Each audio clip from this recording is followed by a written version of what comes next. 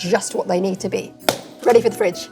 So a bit of whacking, and it feels very pleasingly smooth. I fancy myself in an alternate life as a medical professional.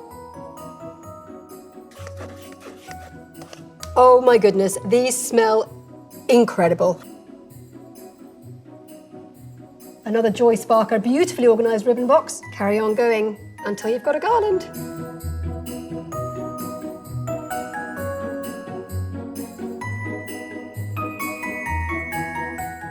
Hello, I'm Maker. I'm the cookery director at Good Housekeeping magazine, and welcome to our beautifully festive Christmas kitchen. Today I'm going to make for you Pepparkakor, which is hard to say, but it's a lovely Scandinavian Christmas biscuit. It's spiced with cloves, cinnamon, and ginger, and it is a little bit more adult, I think, than our traditional gingerbread, but it's beautiful to gift and wonderful to have. First thing is we need to make our nice syrup. Most gingerbreads or Swedish pepparkakor, which is the version we're going to make, start with a butter, syrup and sugar mixture. We're using a light muscovado, which is a less refined sugar than a light brown soft, so it's got more of those lovely caramel tones in it, but you can use a light brown soft if that's what you've got in your cupboard. So here we go. Butter, the light muscovado, and then the golden syrup. And I think you'll learn a pet peeve of mine is when people don't get everything in it. So if a recipe calls for an amount, really make sure you scrape your bowl and get absolutely everything in there. There we go. And then just melt it gently. We're not looking for the sugar to be fully dissolved, we're just looking for the mixture to be nice and combined. Pepparkakor make a great Christmas gift because you can make them months ahead. We've said in the magazine that they last for 3 months in an airtight container, but I'll let you in on a secret. I've had mine for a good 5 months from developing and they are still super crisp. Just keep them airtight in a nice biscuit tin and you're good to go. Once your butter and syrup mixture is all melted and combined, you just set it aside to cool and get on with the next stage. And that is flour and all the good spices that make Pepparkakor just what they need to be. But first we're going to go in with the flour and then your lovely spices. Ginger, 1 teaspoon. Do try and use a calibrated measuring spoon. These are kind of determined by size, 5 grams for a teaspoon. In spices, it's a bit less. But don't reach into your cutlery drawer because you'll get less spice than using one of these proper ones. Teaspoon of the cinnamon, my favorite. I was always told off in cookery school for using too much cinnamon and too much vanilla. But if you like a bit more, whack in a bit more. And lastly, the ground cloves, half a teaspoon of this one. So in it goes, half a teaspoon of that. And finally, you want your baking powder. It does seem funny sometimes to put baking powder into a biscuit that you want to be flat and crisp, but it helps give a quick boost in the oven when it starts and then to settle and hold its shape. So a flat teaspoon of your baking powder in. And we mustn't forget a bit of salt, fine salt in this recipe, and it's really important in your baked goods to bring out the flavour. It helps bring it all together, and it is actually a flavour enhancer. So let's add that. So just give it all a whisk, your flour and spices and salt, until nice and combined. And then we're on to adding the egg. Our sugar and butter syrup is nice and cool. You do need it to be at room temperature, so otherwise it will cook the egg white. So make sure it's nice and cool and you're ready for the next stage. So we just want the egg white. And actually when I was developing this recipe, I did make the first one with the yolk, but it just ended up being that tiny bit too rich and it didn't go quite as crisp as I wanted it. And the white helps make a biscuit go super crisp, whereas the yolk adds more fat, which can soften a biscuit down. Get your little whisk involved and combine. You can use a wooden spoon, but egg whites are flubbery, so a whisk is easier. And if your syrup's nice and cool, you won't see any nice white streaks. We're good to go here. And in with that mixture, into your spices bowl. And now we're ready to combine the two. Get your spatula and you want to scrape all of this. Don't leave a crumb, or drizzle I should say, behind.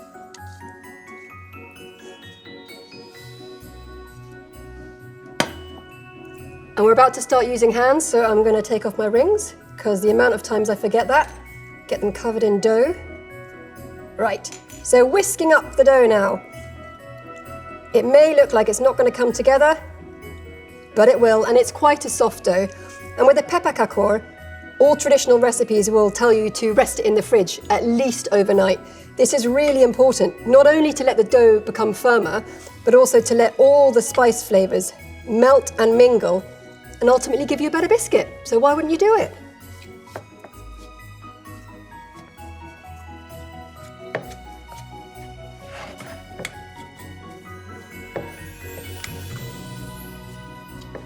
So get this off. The annoying thing about using a whisk, sorry about that, is you have to scrape it out. But it is better than a spoon. Get your dough. See, it's a pretty soft dough. It wouldn't roll too well at this stage. We want to get it nice and firm and let those spices come together. Tip it out, bring it together. It comes together pretty easily. It's nice and soft. It smells delicious. A bit of grease is fine, and we're ready for chilling. I really like to chill, where possible, in baking parchment rather than cling film, obviously for environmental reasons. And where it doesn't need to be completely airtight, baking parchment is definitely your best option. Now we get to wrap it pleasingly like a present. Joyous little highlights of my cooking days. And ready for the fridge. Our dough's lovely and chilled, and it's ready to get onto the next stage. Sometimes in baking, you've just got to accept things are going to take a bit longer, so hunker down and enjoy the experience. When you're cutting out Pepparkakor houses, it's going to take some time to be lovely and neat, but we're going to help you along the way with our lovely prefab template. Let me tell you, it didn't always look this nice. Started off as drawings in my house, very architecturally sound, but they did the job. So cut out your template, or you can use a cutter. Anything you want. Gingerbread men. You can use a gingerbread house cutter, which will make it nice and simple. Reindeers, anything you fancy. We're going for houses today. Right,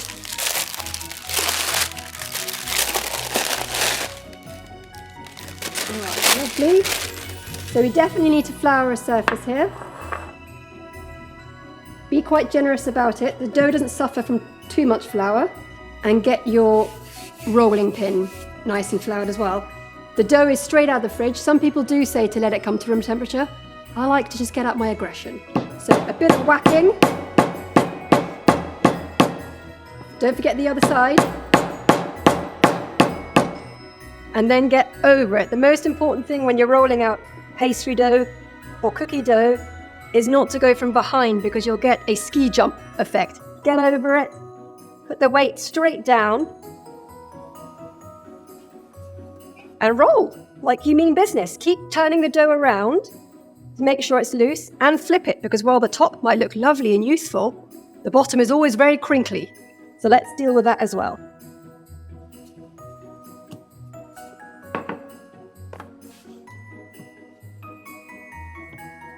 And you'll literally feel the dough soften below your pin, your rolling pin that is.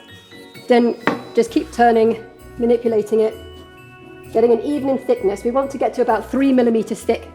The thickness of the dough really helps with the crack of the biscuits. Actually, I've come a cropper rolling pin, while lovely, not fit for purpose, because these ends are going to dig in and irritate me. Trusty, simple, wooden, smooth, no ends to bother me. Let's keep going. Keep making sure your dough is not stuck to the surface by shifting it and rotating it and getting your flour underneath if it needs it. The nice thing about these is they don't leave impressions along your dough. There we go. I also like to whip under my palette knife just to make sure you are not stuck. And we're nearly ready for action.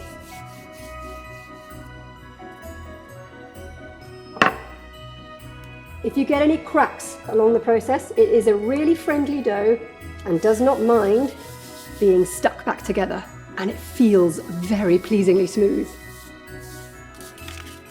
Template's ready. You can, of course, use a normal little small sharp knife, but fancying myself in an alternate life as a medical professional, I'm using a scalpel. Make sure your surface won't get scratched by using a sharp knife on it though. Just choose whichever shape you want to start, and I'd recommend doing about 7 of that shape immediately. Don't cut and change too much between them. And here we go.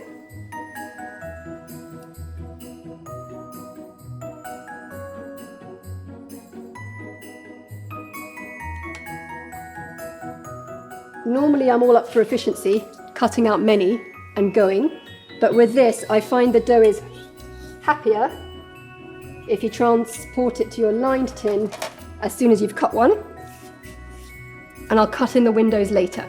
So just the houses at the moment. Okay, I've got one little straight edge, so let's use it and carry on going.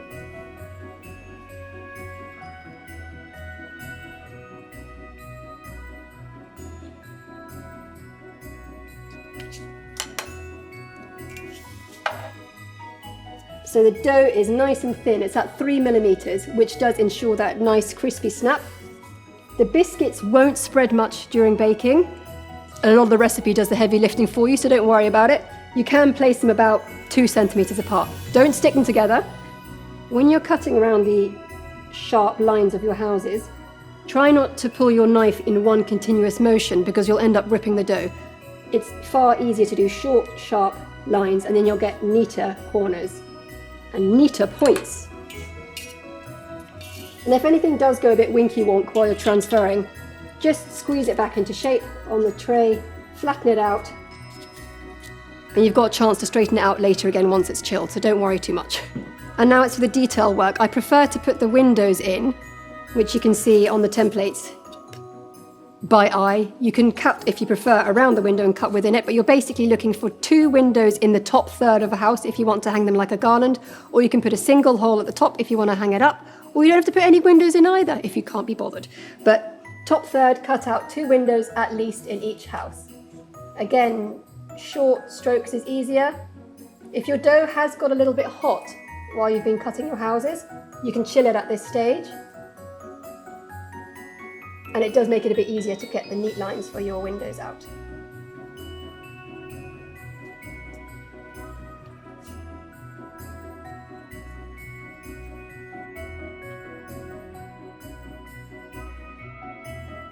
Gather up your trimmings and you can re-roll and continue re-rolling until you've used up all your dough. It's not going to suffer too badly. The kind of 3rd, 4th roll, you might get a few little blisters on the baked biscuits, but you can cover that all up with icing. And they're still delicious. Don't waste anything.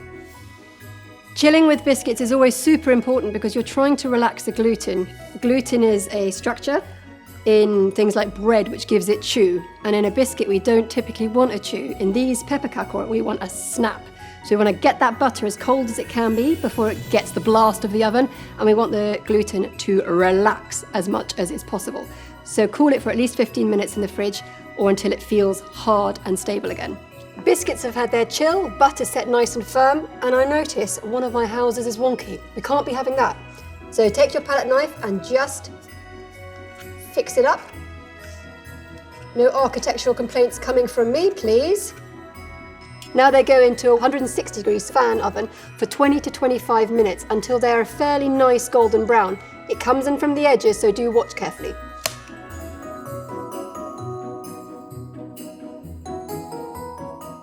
And now on to making the royal icing, and royal icing only requires 2 ingredients, 3 if you count water, but it requires an egg. And so please make sure your egg is British Lion stamped, because that means it's been screened for salmonella, because we'll be eating the egg raw in this icing.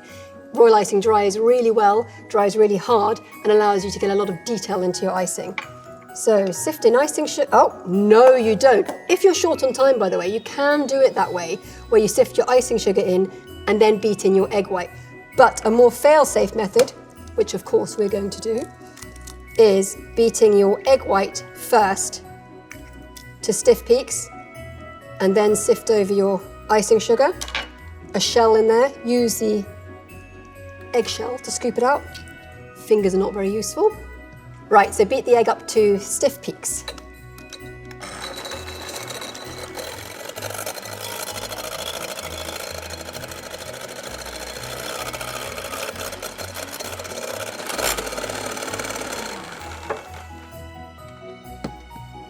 We have attained stiff, fluffy whiteness, and sift in your icing sugar.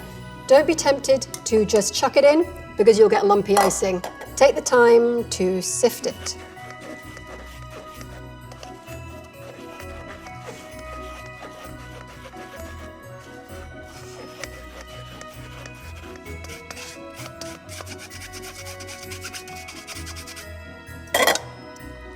While you totally can make this royal icing by hand using woman power to whisk up the egg white and the icing together, it is better because it can get very stiff with an electric hand whisk. Unfortunately, I've got this absolute beauty, which has been tested by the Good Housekeeping Institute. It's the Smeg electric hand whisk, and it scored a whopping 94 out of 100 on our completely rigorous tests that are super worth checking out if you're going to make any electrical gadget purchases. Really worth it. We know it's going to be too stiff at this stage, so you are going to need to drizzle in a little bit of water. Go slowly, because you can't take it back, which sounds stupid, but it's very good advice. And we whisk this up first, and then slowly add water after once it's too thick.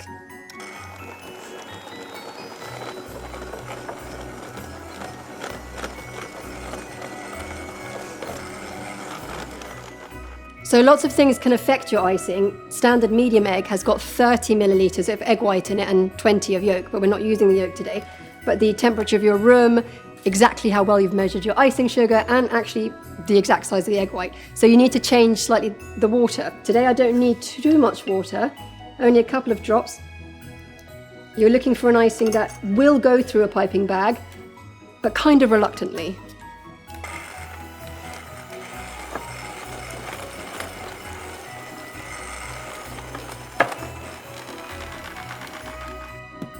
Icing is at the perfect consistency. It's got that nice, slightly wet sheen. It's ready to get it into a piping bag. Now you can definitely use a food bag if you don't have a piping bag, but they can be a little bit flimsy. So if you're going to use one, use the Ziploc ones. They tend to be a bit firmer. They can make it a little bit more awkward to get the right shape. Do have a piping bag, it's definitely the better option. And we're looking for 2 nozzles. I know, joyous to have a little selection like this. You want a very fine one, a fine plain one for the piping details, and a little star nozzle.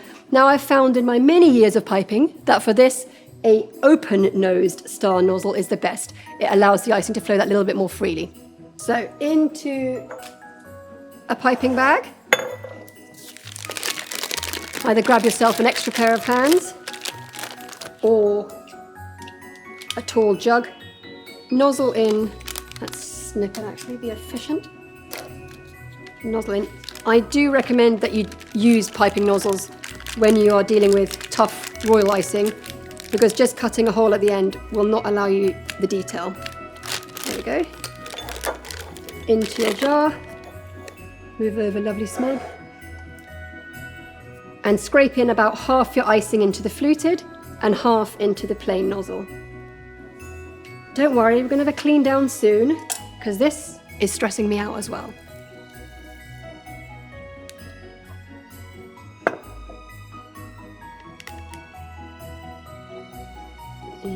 Go.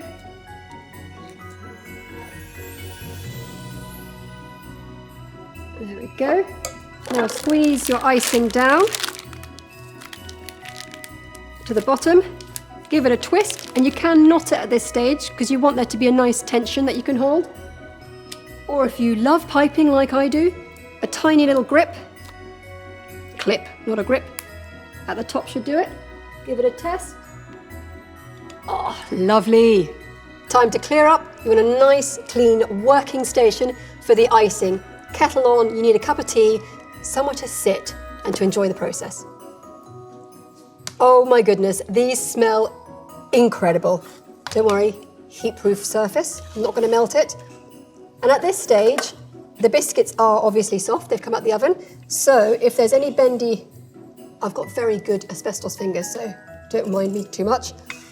They will settle, and you can also just press them down slightly to make them completely flat. Luckily, the edges do not curl up with this recipe, so don't worry too much. You're looking for a nice, even golden brown. Oh, little townhouse, there you go.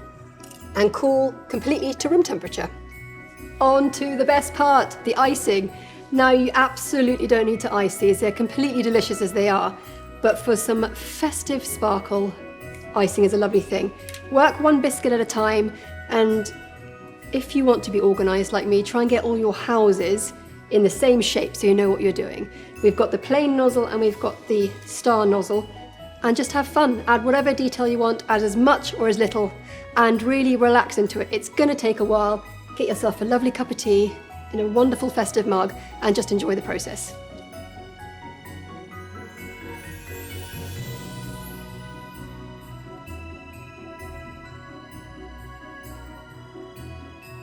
And there's absolutely no hard and fast rules, of course, with icing. Just see what takes your fancy. This house would look cute with a little wreath. On it goes. Little door. And it takes a good few hours for it to get hard. So carry on being creative.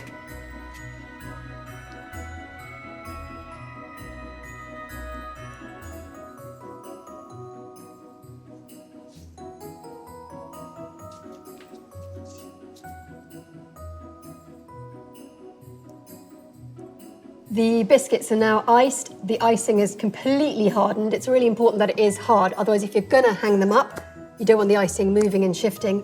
And I'm having a very hard time deciding which house I want to live in. But I think I've got it. So he's going first. Oh, another Joy Sparker, beautifully organized ribbon box. Pick yourself a nice, about 1 centimeter wide ribbon. It needs to fit through the windows at the top. And then you just weave in and out, or hang by one if you want, and then just carry on going until you've got a garland.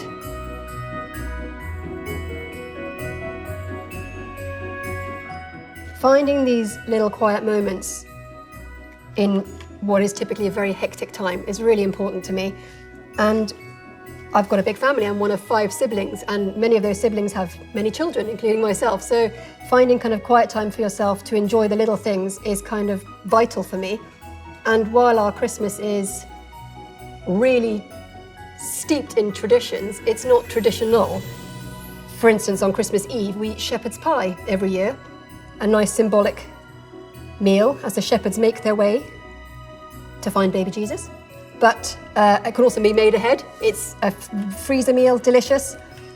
Christmas morning, we eat mashed potato donuts. So traditional to us, not traditional to many. And our house invariably smells of constant and incessant baking.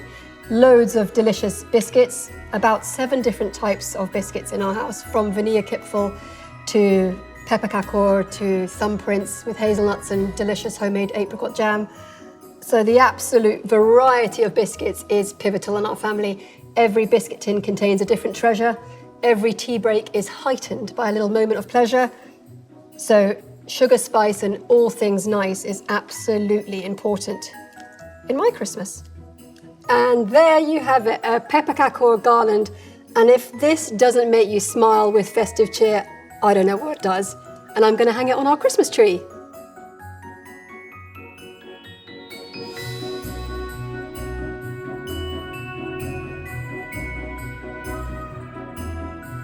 And now the reward for all your time and patience baking these amazing Pepparkakor. The snap test. Oh, it's a good one. Sorry, Mum, I'm dunking.